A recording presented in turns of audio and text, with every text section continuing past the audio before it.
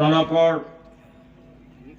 Dynamic সভাপতি আৰু কেতিয়াবা তেখেতৰ যিদৰে বক্তৃতা দিয়ে মোক অলপ হিংসাই হয়, ইমান ডাইনামিক।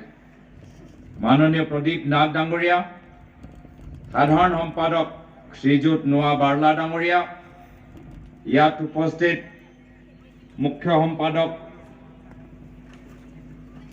অভ্যৰ্থনা সমিতিৰ শ্ৰীযুত প্ৰদীপ হেমব্ৰম ডাঙৰীয়া, আজি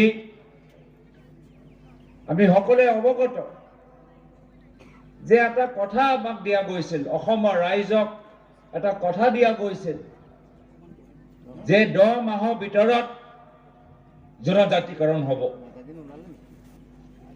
এতিয়া 10 মাহ নাজানো, প্ৰায় 10 বছৰে হৈ গ'ল, কিন্তু জনজাতিকৰণৰ ক্ষেত্ৰত যি ধৰণৰ প্ৰগতি হ'ব লাগিছিল আমি প্ৰগতি দেখা পোৱা নাই।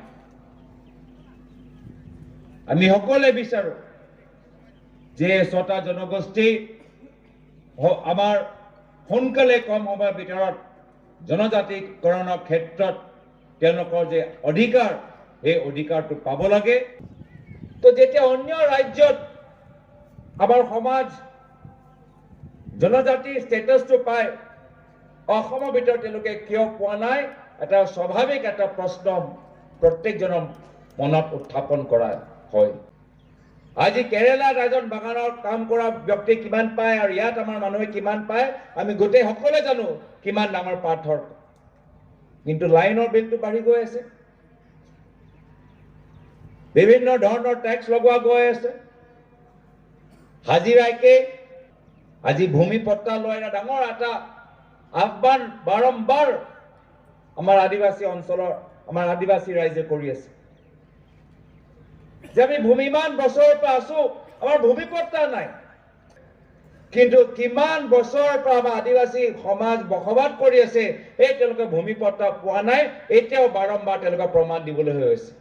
কিন্তু আপোনালোকে যদি BTC অঞ্চলত বা কাৰ্বি আংলং অঞ্চলত যদি নিজৰ ভূমি পট্টা বিচাৰে, তেতিয়ালোকৰ ভূমি পট্টাৰ কাৰণে ইয়াত দৌৰাব, তাত দৌৰাব, তাত দৌৰাব, ইমান দৌৰোৱাৰ পিছতো আপোনালোকৰ ভূমি পট্টা নাপায়। আমি কিয়নো আমি নতুন আইন আনিব নোৱাৰো বা নতুন পদক্ষেপ ল'ব নোৱাৰো? ৰাইজ আশা কৰিছিলে যে বসুন্ধৰা 2.0 পৰা সাধাৰণ শ্ৰেণীৰ ৰাইজ উপকৃত হ'ব, মানুহবোৰ উপকৃত হ'ব, খেতিয়কসকল উপকৃত হ'ব, শ্ৰমিকসকল উপকৃত হ'ব। কিন্তু বসুন্ধৰাৰ পৰা যিদৰে ৰাইজ উপকৃত হ'ব লাগিছিল, ৰাইজ উপকৃত হোৱা নাই। মই ভাল পাইছো যে যোৱাকালি যি আমাৰ প্ৰথম দিনাই যি এটা সভা হ'ল, তাত আদিবাসীসকলৰ ভূমি অধিকাৰ সম্পৰ্কত এটা আলোচনা হৈছে, ভাল কথা, মই স্বাগতম জনাইছো। পুনৰবাৰ কৈছো, আদিবাসী সমাজৰ ভায়েক হিচাপে মই এই বিষয়ৰ ওপৰত মই জোৰ দিম আৰু আপোনালোকৰ সকলৰ লগত আলোচনা কৰিম। অলপ দিন আগতে ৰাহুল গান্ধী ডাঙৰীয়া আমাৰ লগৰ মাজত আহিলে। ভাৰত জোড়ো ন্যায় যাত্ৰা যোগেদি তেওঁলোকে বুজিবলৈ বিচাৰিছিলে যে অসমৰ ৰাইজৰ মূল সমস্যা কি বিচাৰে।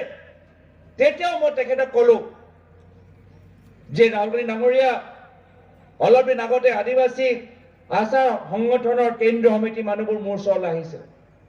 তেওঁলোকে কৈছে যে আজিও ভূমি অধিকাৰ লৈ আমাৰ ডাঙৰ এটা সমস্যা আছে। অনাগত দিনত আমাৰ কেন্দ্ৰীয় চৰকাৰ আহিলে ভূমি পট্টাৰ ওপৰত আমাক বিশেষভাৱে জোৰ দিব লাগিব।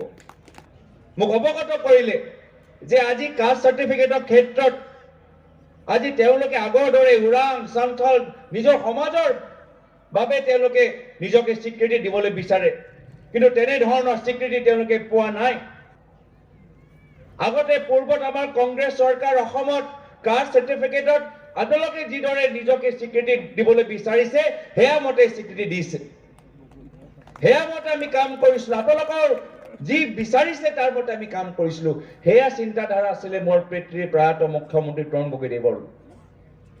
আৰু ৰাহুল গান্ধী ডাঙৰীয়া একে কথাখিনি ক'লে কি হয়, সেইকাৰণে আমি জাতি জনগণনা বিচাৰিছো যে যদি আমি ভালদৰে আমাৰ জনগণনা এটা প্ৰক্ৰিয়া আমি কৰো, তেতিয়া আমি সকলোৱে তেওঁলোকৰ অধিকাৰ আমি আৰু ভালদৰে আমি দিব পাৰিম।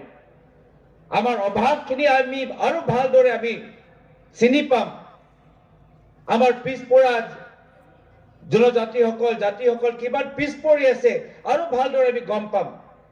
আৰু সেই কাৰণে বাৰম্বাৰ ৰাহুল ডাঙৰীয়া জাতি জনগণনাৰ কথা কয় মই আহিছো যে আমাৰ অসমৰ যুৱকসকলৰ মাজত যথেষ্ট প্ৰতিভা আছে তেওঁলোকৰ উজ্জ্বল ভৱিষ্যত হওক তেওঁলোকে এটা উপযুক্ত মঞ্চ পাওক আৰু এই